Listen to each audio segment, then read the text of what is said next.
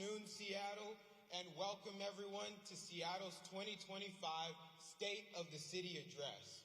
My name is Kenny Wadrago, and I'm a senior at Seattle Preparatory School, where I serve as the student body president and the president of our Black Student Union. Thank you. And for the past 2 summers, I have had the honor of interning in the office of Mayor Bruce Harrell as a constituent services intern through the Seattle Youth Employment Program. And in this role, thank you. And in this role, I helped read and respond to letters and emails from Seattleites about the many issues our city and region faces. By seeing the inner workings of city government, I learned more about the importance local government plays in shaping our lives. I also learned that service at all levels in any capacity brings together the many communities that make us one Seattle. And speaking of public service, I am now about to introduce someone who embodies service through compassion and unity in everything that he does, striving to make all of us one Seattle. Bruce Harrell was born and raised in Seattle. He worked as an attorney before serving on the Seattle City Council and is currently our mayor. He is Seattle's first Asian American, first biracial, and second Black mayor. Bruce grew up in the Red Line Central District, graduated from Garfield High School, who just gave an amazing performance.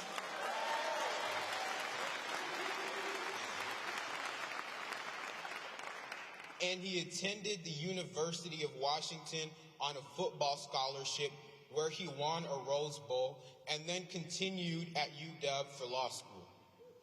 Bruce served on the city council for 3 terms where he was a leader in racial equity, public safety reform, and economic and educational opportunity. And he was elected city council president by his peers twice.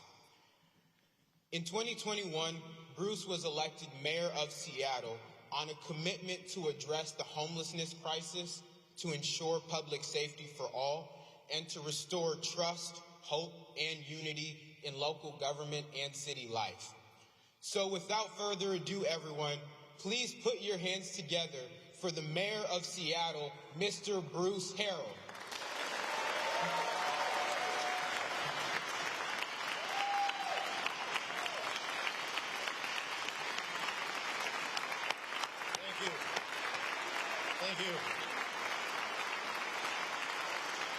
Thank you. Good afternoon.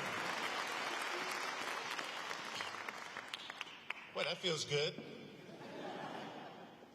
Good afternoon, Seattle. I'm very excited to share a few words with you, and I want to present the 2025 State of the City Address. And I have to tell you, there's so much to say. There's so much to do.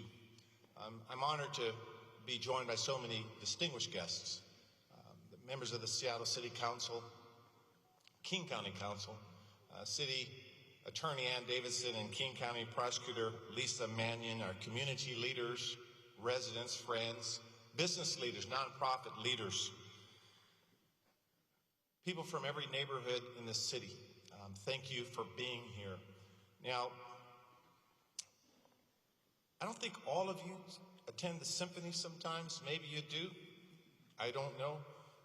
But it seems like nothing gets people more excited than hearing a politician speak.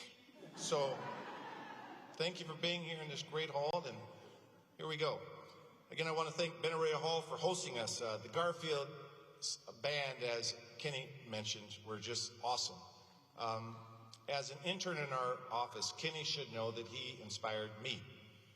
He's a young person with a positive outlook and a passion to serve our community. His resume speaks with community service. He has a positive outlook, which is essential, I think, to get things done. And when I first gave my State of the City address 3 years ago, I was sitting on the 7th floor of City Hall.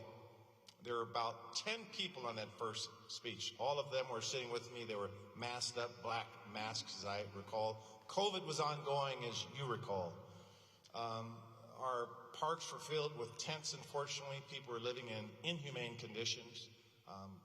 Crime were new highs. Our downtown was silent. And Seattle felt gloomier than perhaps even the grayest winter day. But what do we do? What did you all do? Day by day, we worked together to get our city back on the right track. Restoring parks, reducing the crime rate, getting downtown bustling again. I think there's a different mood in the city, a different spirit, if you will, a renewed spark, a renewed belief and optimism that we are on the right trajectory. Now, to put that feeling into words and to claim our action, we describe it as Seattle being on the rise. Now, we all know we have a lot of work to do. So we're not hanging the mission accomplished banner on the door. Now, Seattle's never been that way. We will always seek new heights, new firsts, new ambitions, new breakthroughs, new innovations. We learn how to reinvent ourselves again and again with the same soul, but with a renewed spirit. Seattle is rising. Now, as much as I would like to celebrate the progress we've all collectively made over the last several years, we can't talk about the state of Seattle, our city, without recognizing the state of our nation. Now, as mayor, my focus has been local, generally leaving national politics to the national pundits. But today, as the other Washington casts a dark cloud over our local skies, we must be loud. We are a polarized country right now.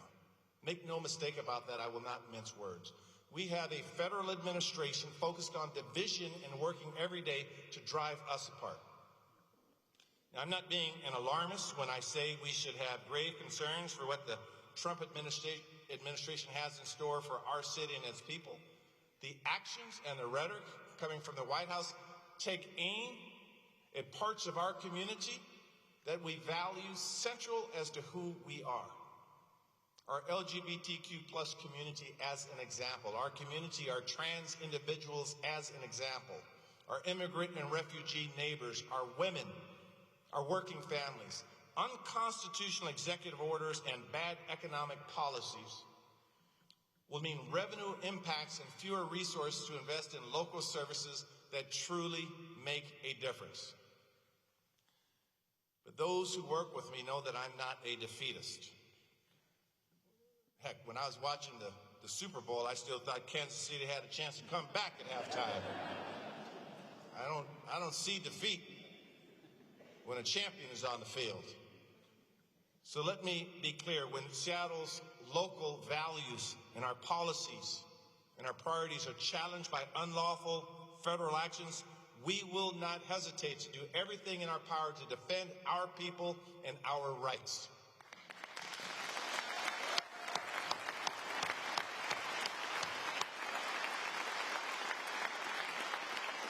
We fight here in Seattle. There's so much chaos coming out of the other Washington that is often difficult to tell what is serious and what's spectacle. Now, our office is collaborating closely with state and local government partners to provide a coordinated and very appropriate rapid response. Attorney General Nick Brown is ensuring that Washington State remains at the forefront of protecting our constitutional rights. Just last week, the city of Seattle announced that it will join local governments from around the country in suing the Trump administration over the withholding of federal funds based on our sanctuary status. We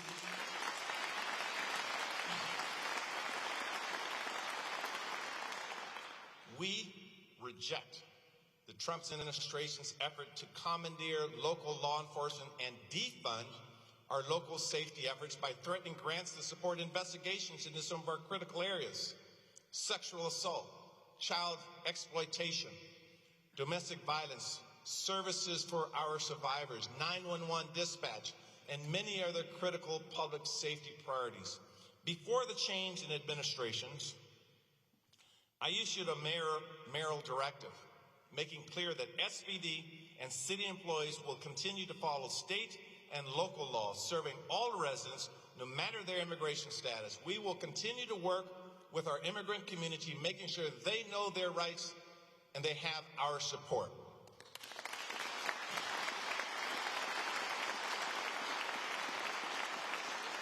And while some may try to erase the letters DEI from the alphabet, I'm proud that Seattle recognizes what diversity, equity, and inclusion actually mean. It means that giving every person a fair shot improves outcomes, that seeking a level playing field for everyone is one of the most basic principles of building a strong and just America. Now, I'm not the only one who thinks this. Look at the voters of Washington State who consistently elect 2 women to the United States Senate, who sent our first openly LGBTQ representative to Congress, who elected the largest black legislative delegation on the West Coast. We recently selected an African-American president to head the University of Washington and a female president to head Washington State University because we believe in their excellence and their perspective. That is diversity at its finest.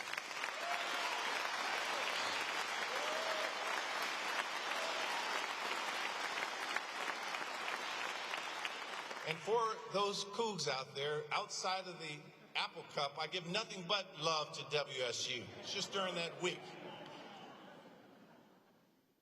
The antidote to the toxicity of polarization is a united effort. Now, Seattle has a spark to do it.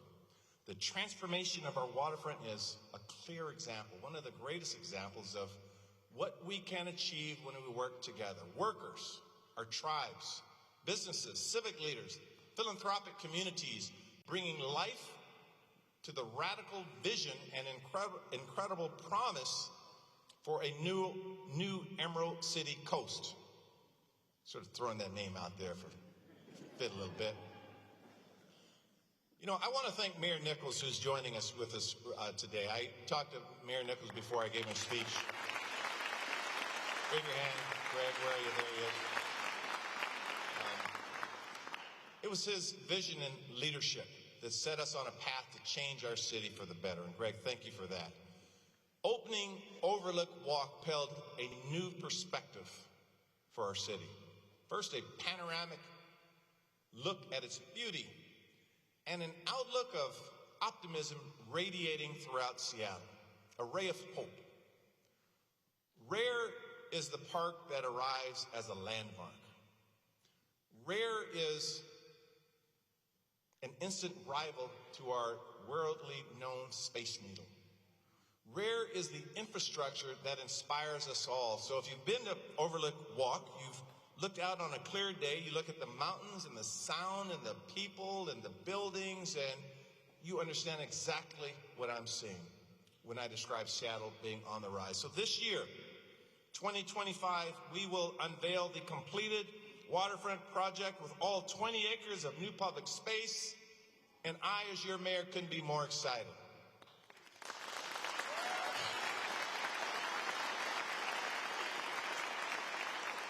It's symbolic of when we reinvent our waterfront. It shows the magnitude of transformative efforts. And its neighbor, the Pike Place Market, can also serve as an example for enhancing cultural landmarks through common values and thoughtful dialogue. Now, I have a vision for our connected waterfront, and Pike Place Market is one of the greatest pedestrian experiences in the country, where market patrons, visitors from out of town, and downtown residents do not have to worry about vehicle traffic. It's one thing to work your way through crowds of enthusiastic shoppers trying to get that nice juicy salmon. It's another thing to weave through stop-and-go automobiles. So achieving this goal will require ingenuity and, frankly, common sense. So as we make considerations for merchants and deliveries and ADA access, all of this will be put together in what we will propose. Now, unfortunately, we also have to look at this through another lens. And that will be the lens of the horrific and horrible vehicle attack in New Orleans. Now, I'm committed to bringing together our city departments, our market leadership, and other stakeholders to make sure this vision becomes a reality. Now, Nearby, at the Seattle Center, we have a campus full of amazing assets that welcome 10.5 million visitors last year to create lifelong memories. Right now, at this moment, I have an announcement to make.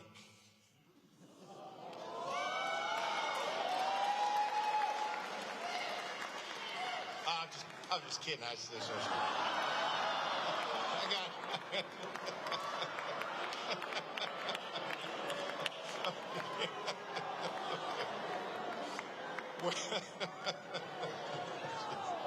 Okay. It's a long speech. I had to break it up a little bit here. Now, what you really do want, though, is what everyone's been waiting for, and that's what I'm about to announce, is our new Memorial Stadium this July.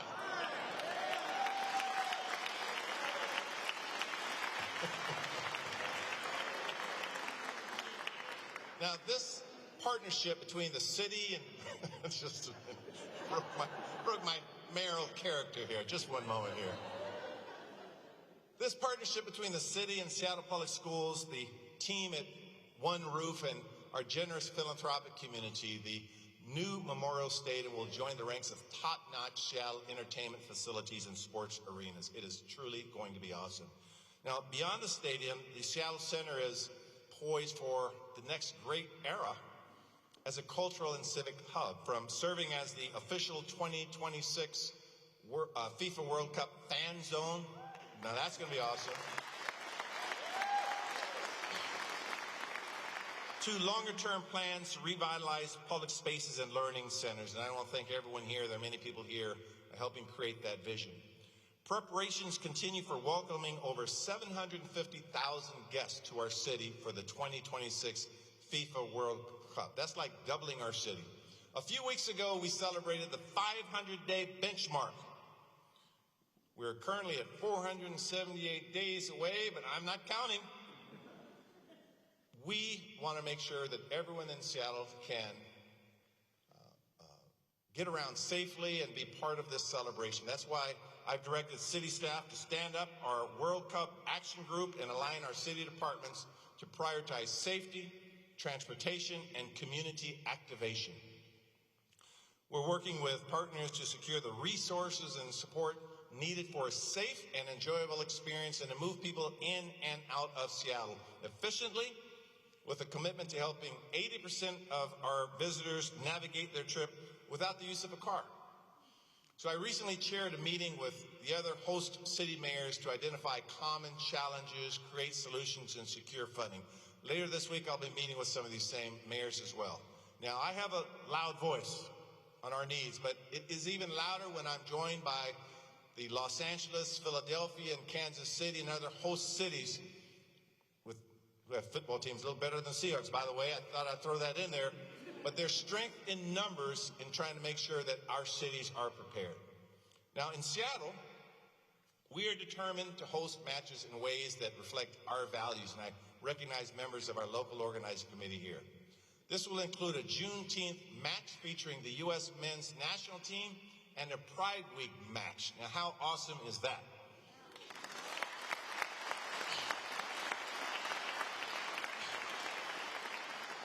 For us, this is a matter of civic pride. So this year's One Day of Service, to put a little plug in there, embraces a similar theme of civic pride and local values. So this year it will be July 12th. We'll again invite thousands of Seattleites to spend one day serving one another, just 1 year out from the World Cup. Again, energy to make sure we are rising and we take pride in this beautiful city. World Cup preparations also challenge us to accelerate transit investments and our safety.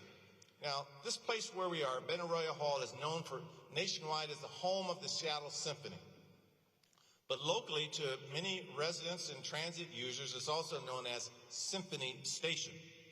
So growing our transit network with fast, reliable service is one of our highest priorities in our administration. Sound Transit 3 is the largest transit expansion in the country, and that's why this week I'll issue an executive order to make sure the City of Seattle is taking immediate action to safely and efficiently expedite delivery of light rail to West Seattle and Ballard.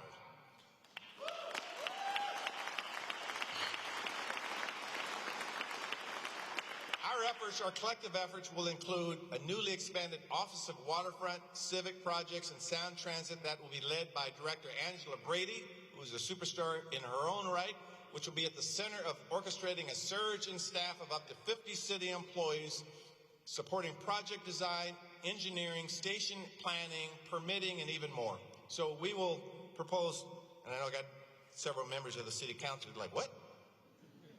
Now, we've had discussions with many of our council members and community members on this, and so we're just excited about it. We'll propose new pieces of legislation to ease the permitting process. We are all concerned about that. So maintaining essential safety protections while reducing burdens and barriers to shorten project schedules.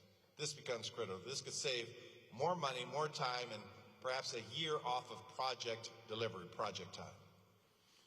Our region is clamoring for light rail expansion. That has become very clear. So this executive order represents the city's pledge to do our part to get things done as quickly as possible. We should pause for a moment and say that last year our Seattle voters, thanks to the work of all of you, overwhelmingly approved an unprecedented investment in making our city's transportation system more safe, connected, and reliable through the Keep Seattle Moving Transportation Levy. Everyone in this room, particularly the City Council, everyone in this room should be very proud of that. Let's give ourselves a hand on that levy.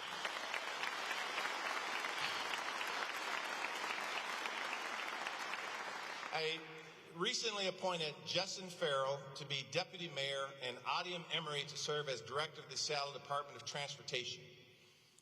Now, Deputy Mayor Farrell, which rhymes with Mayor Harrell, by the way, is hitting the ground running on our transportation, parks, and climate portfolio. And we're very proud of her leadership. And Director Emery, having spent nearly 30 years at SDOT, starting as an intern, then as an engineer, and now as director, is the best person equipped to deliver our plan of action. We know, yes.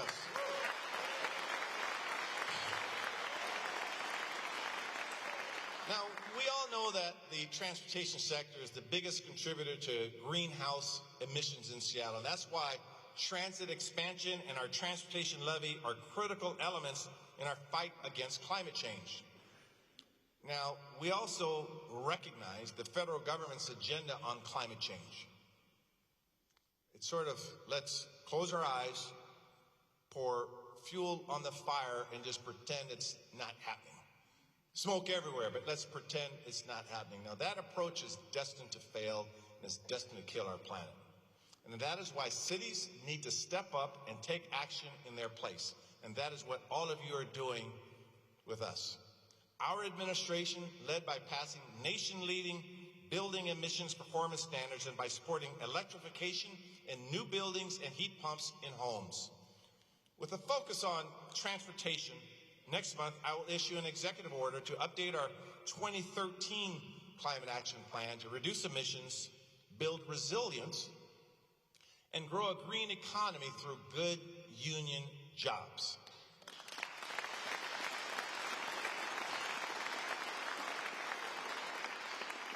And I want to thank my labor partners and all of the climate advocates for being here.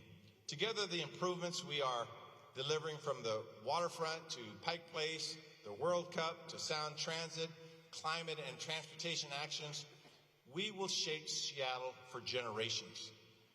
A more inviting, walkable, sustainable, and dare I say, fun Seattle. Now, I want to take a moment again to thank the team here, right here at Benaroya Hall, including Acting CEO Maria Yang, Symphony staff, and the professionals with IATSE Local 15, who have helped make this event possible.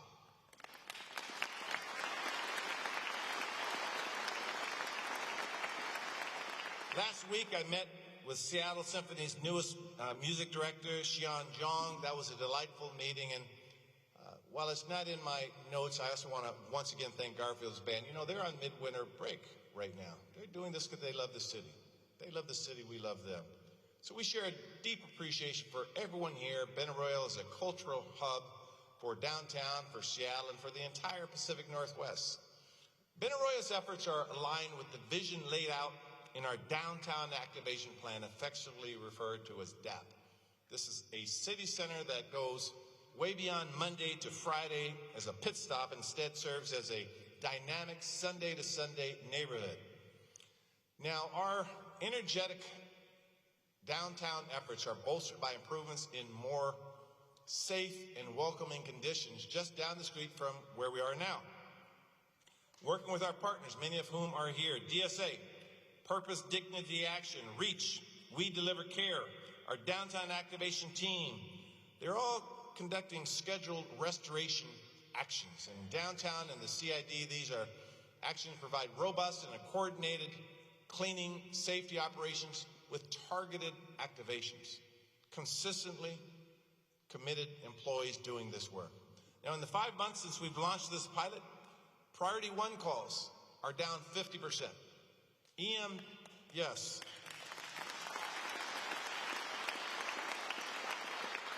EMS dispatches are down 15%. Violent crime is down 14% across downtown, with a projected 20% decreasing along 3rd Avenue and the Pike Pine corridor. We've also ramped up operations in Little Saigon, where we've seen early progress, resetting norms and creating a more inviting atmosphere. I look forward to further building on this progress with help from Chief Sean Barnes. Now, under tragic circumstances, the nation received its introduction to Chief Barnes after the appalling shooting at Abundant Life Christian School in Madison, Wisconsin. But now Seattle is getting to know him one community at a time. So this year, Chief Barnes will begin implementing the stratified policing initiative. This initiative will focus on identifying and tackling crime and disorder issues by analyzing immediate, short, and long-term patterns and addressing them swiftly, effectively, and collaboratively with an emphasis on community partnerships.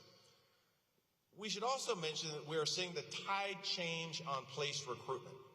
Applications, retention, and recruits are on the rise. In 2024, for the first time in half of a decade, the city hired more officers than it lost, along with a 10-year high in applications. So we have momentum. That becomes critical in doing this work. This January alone, we hired 19 officers. That compared to 6 in the same time frame last year. Now, once again, if you're interested in being a police officer, you can apply on seattlepolicejobs.com. For me, it's sort of like fishing. You just keep throwing it out there and hope someone bites. So be very intentional about recruiting to a police department that we believe in. But in all seriousness, this has been hard work. Seattle is not alone in addressing the law enforcement staffing shortage. I'm grateful that Governor Ferguson has acknowledged the issue as a priority for our entire state. A new report from the King County Prosecuting Attorney's Office shows gun violence levels are trending downward for the first time since 2018.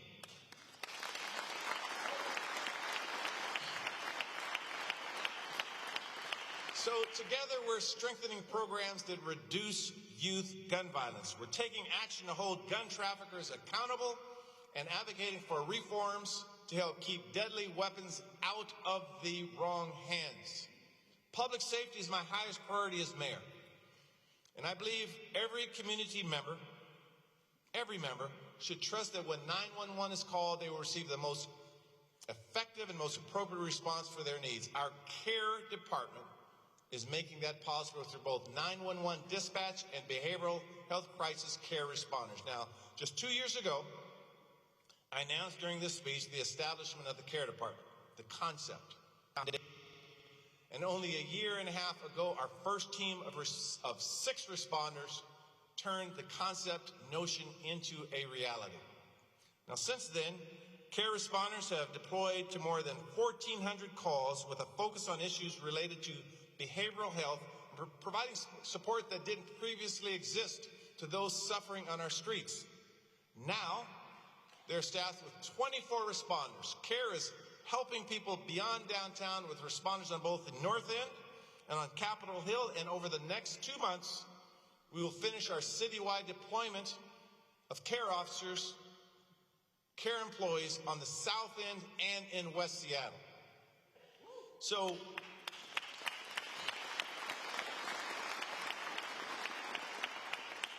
and for those care responders that are here, thank you for your work. You are doing it exactly the way we drew it up, with compassion, with empathy, with best practices. Now, with Chief Barton's leadership, we are creating a new paradigm in public safety. Seattle is the largest city in the nation to embrace and advance this model. This is the first program in the state, in the state dispatched via 911 as a true diversified response. We continue to innovate and refine every day to provide the best public safety service to all of our residents, regardless as to who they are or the harm that they are causing or causing upon themselves. This is a critical approach. Public safety concerns are often confused for public health needs, including the devastation wrought by fentanyl. So this year, we are tripling our spending on public health toward addressing that crisis, funding treatment beds, new methods of services and medication, an overdose recovery center, and expanded post-overdose response team, while still, of course, arresting traffickers and those causing the most harm. Our Seattle firefighters and EMTs are on the front lines of this battle every single day. And under Chief Harold Scoggins, we are the first city in the country where firefighter EMTs can administer buprenorphine, a life-saving medicine that could serve as the first step on a path to recovery.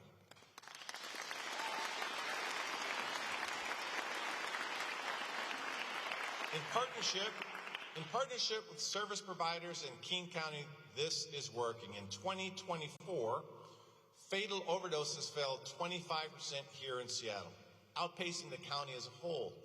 This is progress, but as I think all of you would agree, as long as people are dying on our streets and in our communities, there's so much more work to do.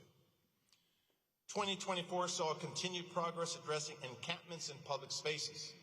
Our unified care team's verified tent count fell to its lowest number since I took office, with a 58% decrease from 2023 to 2024 and a nearly 80% decrease since 2022. Similarly, the number of RVs at encampments fell 35% from 2023, reflecting a more than 50% decrease from 2022. Now, I need to make this clear. This matters because it is paired with 1,800 individuals accepting a referral into shelter in 2024.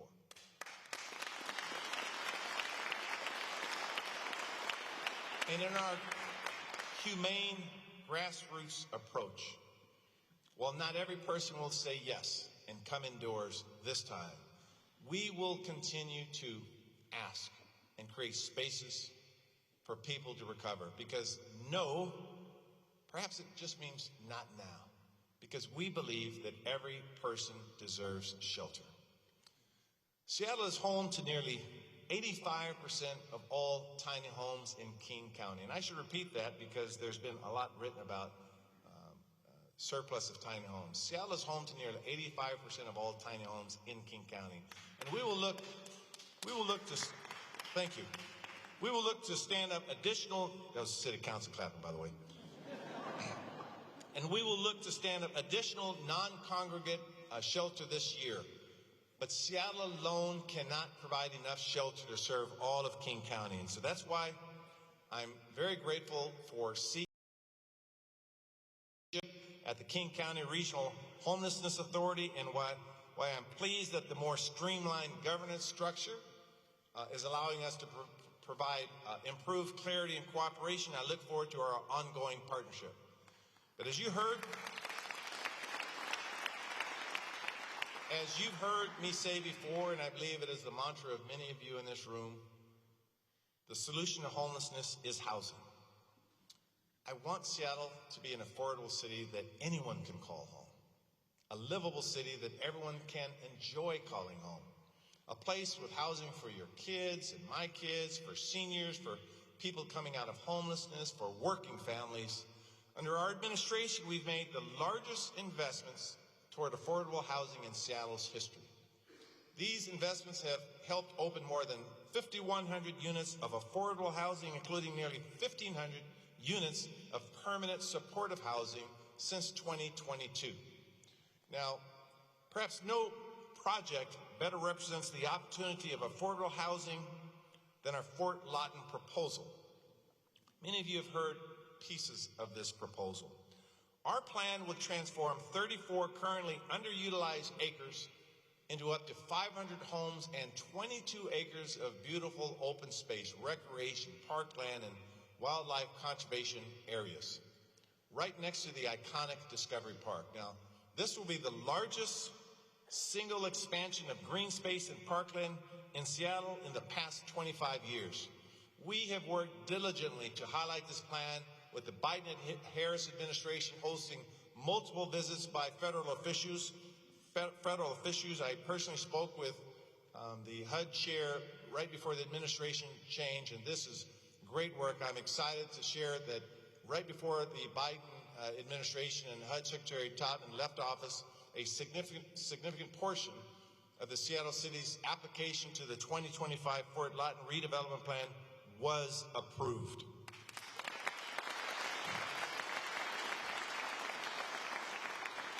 This is perhaps the most substantial development in our efforts to redevelop Fort Lawton in 15 years. So this spring, we will submit our updated Fort Lawton plan to the City Council for their approval, hopefully, and unite organizations and community members to move this project forward. We recognize outreach and community involvement is critical to everyone's success. Now, responding to Seattle's affordability crisis requires going beyond homes developed for affordable housing providers. Our One Seattle housing agenda takes a multifaceted approach to a multifaceted problem. Zoning is part of the equation. Our proposal for the One Seattle comprehensive plan will double our zoning capacity and create at least 120,000 homes. Now, this is the most ambitious comprehensive plan update in our city's history, and it's also the most necessary to deliver the needed housing, diversity, and capacity at a scale that will make a difference and grow. Now, if you surveyed 100 people, you get 100 different opinions on how we ought to zone Seattle. How do we know that? Because we heard from over 20,000 people in this city throughout the process, and we will continue to listen. It's sort of reminiscent as when I was a child at our family gatherings. A lot of people during the holiday season, a lot of passion, and yes, a lot of disagreement. But we have to listen. We have to work hard to listen. We work to get that layer of feedback with new state laws and understand how state laws are integrated into our plans, with the data that says this is the right approach. It must meet the needs of a growing city. Our plan is focused on lowering housing costs, ensuring Seattle is a great place for families, and creating livable neighborhoods. Seattle is a city of neighborhoods. They are unique and they deserve to stay that way. Even as we welcome new residents and create opportunities for our kids today to continue to call Seattle home, we don't want to lose that special quality in a warm neighborhood. But for Seattle to continue to rise, our neighborhoods cannot stay stagnant. That's why we must envision a new kind of neighborhood along Aurora Avenue, as an example, Aurora Avenue North. For too long, despite caring and involved neighborhoods, our dominant vision of Aurora has consisted of strip malls and car dealerships and illicit activities. The community deserves a neighborhood that inspires them with a built environment and an energy to match. I know I have at least one council member that I met with recently who would strongly agree with what I just said. So later this year, we will announce the Northern Lights Project, an effort to redefine this area and optimize great already existing assets. Bus rapid transit parks like the Bitter Lake Playfield and fantastic restaurants and small businesses. We will be seeking input from the community on what they would like to see. Now, the city, we all must acknowledge, must further cut red tape. Over time, the administrative processes Processes for building housing have become too cumbersome and too complicated at the expense of actually building housing. Where we've already taken action, like SEPA exemptions and design review holidays, we've seen huge results. We've shaved 500 to 700 days off of production. Now that means opening thousands of new units as much as 2 years faster. And since I took office, over 33,000 units of housing have opened in our city.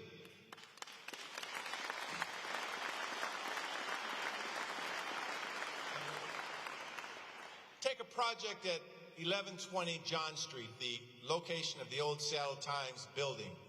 Because of these exemptions, we provided certainty to a developer who changed an office project into a residential one, eliminating 2 to 3 years of permitting, and now are on track to create 800 new residential units. Or consider these in combination with our downtown activation plan legislation promoting housing.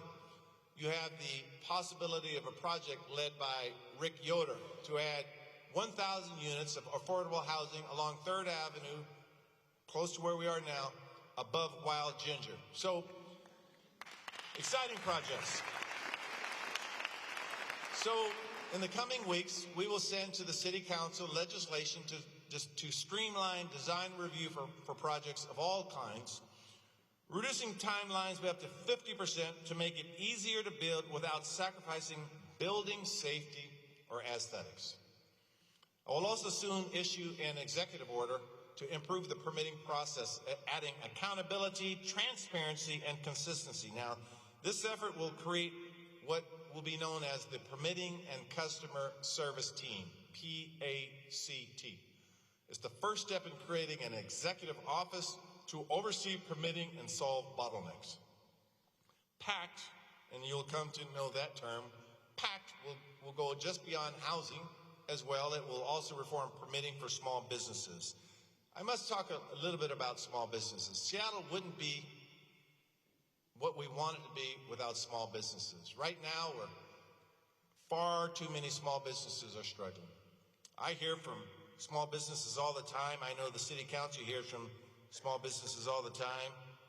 I don't know about the King County Council. You guys hear from small business all the time? I'm sure you do. You hear about rising costs, public safety issues, a reality that it's hard to operate a small business in Seattle. So I want more small businesses in Seattle, and the small businesses that are here, I want you to be successful and sustainable. So, in the weeks ahead, I'll be sharing a suite of actions to help make it easier and more affordable to operate a small business. This holistic approach will focus on cost relief, targeted public safety efforts, permitting and processing improvements, and state and county advocacy. It also means the reintroduction of a very popular program known as the Storefront Repair Fund and an innovative new marketing campaign. We will continue to invest in services to help small businesses get off the ground with a positive trajectory that allows them to rise. Our Office of Economic Development under Director Markham McIntyre is providing real support and resources to get small businesses where they need to go. Jamila Conley with We Rise Wines is a great example. Jamila has an MBA and worked for many years as an executive at F5.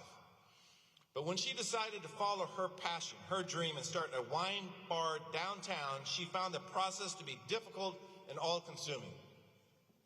Because the City of Seattle provided individualized consulting services, Jamila was able to launch We Rise Wines, the city's first bar and restaurant focused on uplifting women and BIPOC winemakers. While I must say there's only one Jamila, we want more people with dreams for small business in our city. So to Jamila, to our new entrepreneurs, and to all of our Seattle small businesses, we've been listening and we're going to do more to support your success.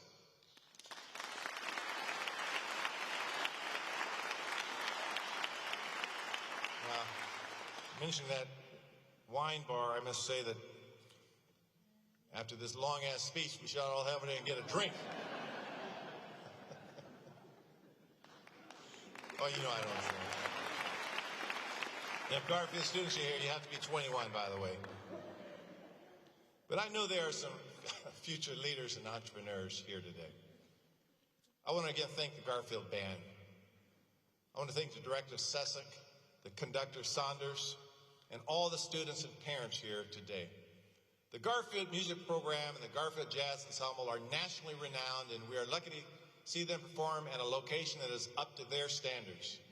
I also want to wish the Jazz Ensemble good luck at the essentially Ellington Jazz Band in a few months, along with Roosevelt High School.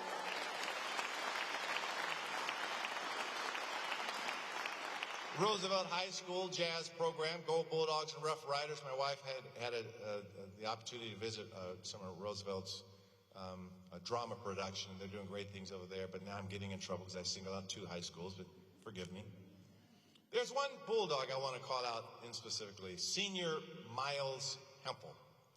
Now, Miles is advancing to the state tournament in wrestling this week, and he's also a member of the band as a drummer. I've actually watched Miles finish wrestling practice and then go and put his drum sticks in his hand and get out there and motivate the basketball team. And on weekends, he waits tables at Geraldine's in Columbia City, where he happened to talk last Sunday, and he picks up the dishes and he pours coffee, and pours a mean cup of coffee, by the way. He was here this morning with us. Like Miles, like Kenny, like our students and our young people, they inspire me. I hope they inspire you.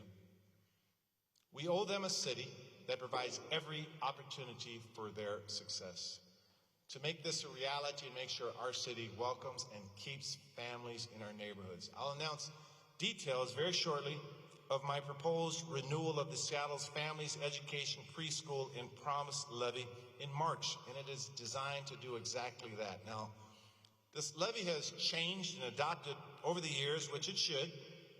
The name is simply now a lot of words to describe a very simple concept: to make this a city that embraces and supports young people from cradle to career. The investments I'll announce will put an even greater focus on childcare, a cost burden for families in the city that is already too expensive for too many. We'll add more hours of childcare and more after-school care in and near Seattle elementary schools. We'll focus more on the summer programs needed to keep kids engaged and learning and growing and thriving. A decade ago, we crafted a preschool program that is now nationally recognized and serves as 2,500 kids across 98 classrooms thrive. We must bring that same boldness to childcare. Seattle can be a national leader in this regard, to get kids off on the right foot, to support working families and keep Seattle on the rise with a new generation of leaders. We'll do more to open doors for young people to enter well-paying jobs in trades, union jobs, public service, and we're going to keep our kids safer in school and on their way to school by providing additional staffing and violence prevention. Our proposal will continue the work Seattle has led to stand up additional in-school health centers and provide culturally competent, accessible mental health support to students and young people across our city.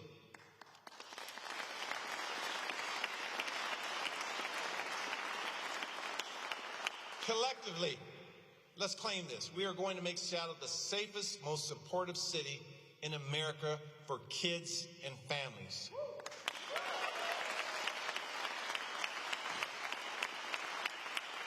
I can't help but think of what Anya Peterson, a sophomore at Nathan Hale High School and a Seattle Youth Commissioner, shared with me very recently. She spoke about the lingering trauma of the pandemic and how so many students are still working to recover. But she also spoke of how students use resources like these to empower and build resilience and find strength and grow toward a brighter future. So we say collectively, family, to Anya, to Kenny, to Miles, and all the young people in our city, please know that we hear you. As a father of young adults looking to find their place in a changing world, as a grandfather to kids excited to learn and grow, I know the challenges we face as a city. We are not blind to them. I know the challenges we face as a nation.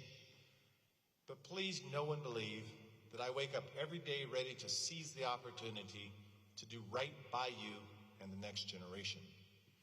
While we are making great progress, I know we still have real challenges in front of us. But through smart policy, through courage, targeted investments, programs that work, we will rise. We are rising. Now take it not just from your mayor or from a former Garfield High School student. Take it from what you see and feel yourselves as the leaders of this city. The city is on the rise. I know these words and this speech is somewhat long, but the stakes are high right now. The stakes are high in our lives right now for our children, and that's why we wanted to theme it with our children. But we rise together. We always do, and we always will. Thank you very much.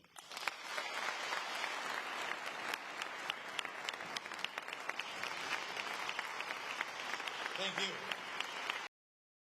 Thank you.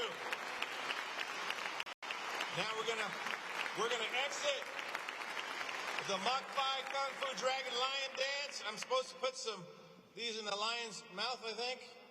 And you're gonna follow the lions out. Please see the awesome Garden of Remembrance that's outside. It's for the 8,000 residents that died after World War II. But where's my, we're doing, oh, here they come, here it goes.